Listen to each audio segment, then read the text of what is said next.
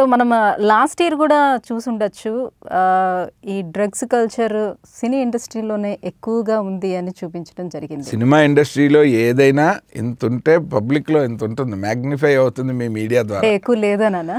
ఎక్కువ లేదు, తక్కువలు మనకు తెలియదు.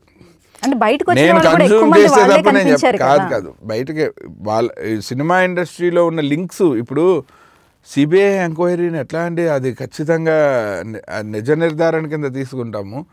ఇప్పుడు నేను మీతో మాట్లాడిన ఫోన్ కాల్ ఉంది, నేను డ్రగ్ కన్స్యూమ్ చేశాను అనుకోండి, న్యాచురల్లీ మీతో మాట్లాడితే మిమ్మల్ని కూడా పిలుస్తారు. అంత మాత్రాన్ని మీరు కూడా తీసేసుకున్నారు నాతో పాటు అని అనలేం కదా, అది తప్పు. ఇప్పుడు ఇండస్ట్రీలో ఒక వర్క్ ఫ్రంట్లో ఉన్నప్పుడు మీకు కామన్గా మెసేజెస్, ఫోన్స్, కాల్ డేటా అందరికీ ఎక్స్చేంజ్ అవుతాయి. ఇప్పుడు నా ఫోన్లో సడన్గా సిసిసి ట్రస్ట్ కోసం నేను చిరంజీవి గారితో మాట్లాడుంటే, నేను ఏదైనా కేసులో ఇరుక్కుంటే చిరంజీవి గారు ఇరుక్కున్నట్టే ఏంటి? ఇది మీడియాలో గ్లోరిఫై అయిపోతుంది న్యాచురల్లీ, బికాజ్ ఇండస్ట్రీకి సంబంధించింది కాబట్టి.